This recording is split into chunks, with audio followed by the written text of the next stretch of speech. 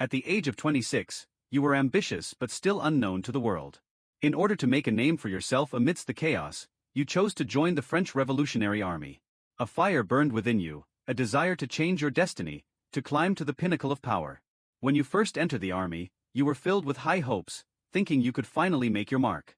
But what you didn't expect was the political factions entrenched in the military. As an outsider from Corsica, not only were you not valued, but you were constantly marginalized.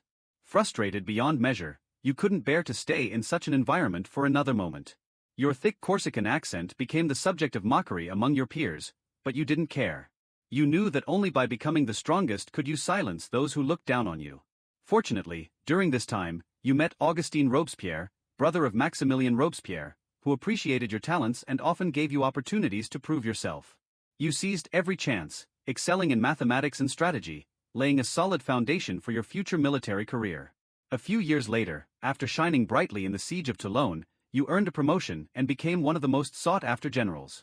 But the military's atmosphere was corrupt, with some generals rising through connections. How could you tolerate that? In frustration, you declared, on the battlefield, the true nobles are those who sacrifice their lives for the country. You were never one to flatter or fawn. Your ambition was just beginning, and you took pride in your military achievements. You knew that in this turbulent era, opportunities could arise at any moment, and you had to be ready at all times. 2 years later, you were appointed commander of the Army of Italy, a position that basically meant going to war to earn honors. At that time, France was plagued by internal strife and external threats. The Directory, which had promoted you, urgently needed military victories to consolidate its power, while the people were struggling in misery. You, filled with ambition, were thrilled.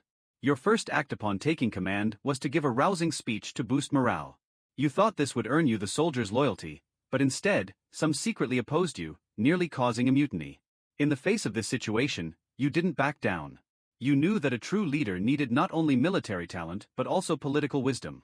You skillfully resolved the crisis and earned the trust of the soldiers. Then, using your extraordinary military genius, you achieved victory after victory on the Italian front, gaining the army's deep admiration. You employed flexible tactics, dividing and conquering the enemy one by one. Soon, the battlefield was filled with the scent of your triumph, and your army became unstoppable.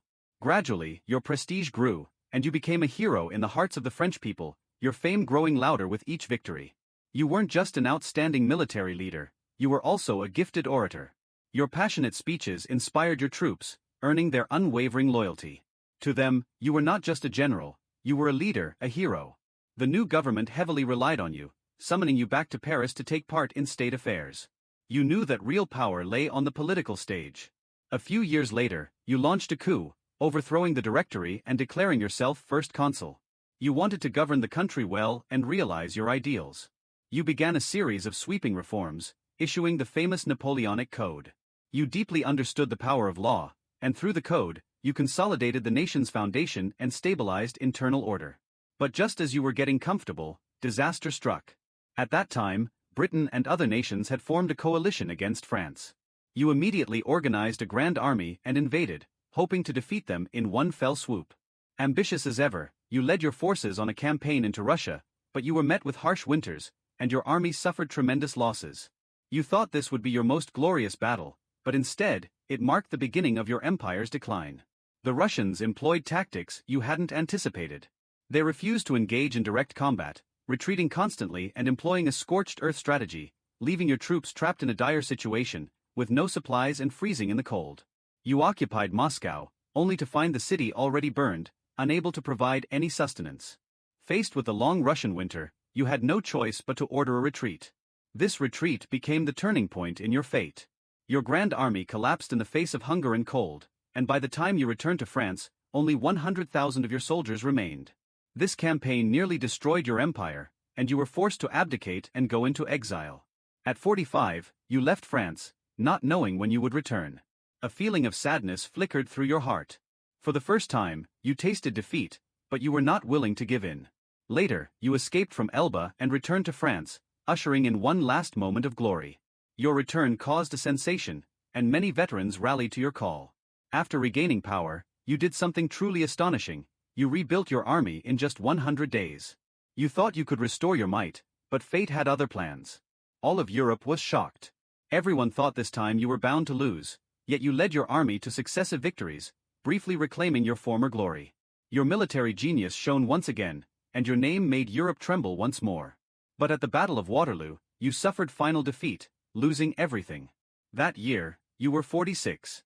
You were exiled to Saint Helena, that distant and desolate island, far from the glory and power you once held. In the solitude of your later years, you wrote your memoirs, reflecting on your life as if examining each choice, each battle once again. You are Napoleon Bonaparte. What did you pursue all your life? Never willing to be ordinary, you fought to carve out a place for yourself in the world amidst chaos. You conquered the European continent, changed the course of world history. Your military talent, political wisdom, and spirit of reform left an indelible mark on your time. Your rise and fall, like an epic, have shaken everyone who comes after. At 51, you passed away on Saint Helena, but your legend did not end there. Your life was filled with grand adventures, accompanied by setbacks and regrets. Did you seek power, glory, or immortal achievements? Whatever the case, your name is forever inscribed on the pages of history. You, Napoleon Bonaparte, the man who tried to change the world, your story will forever be told.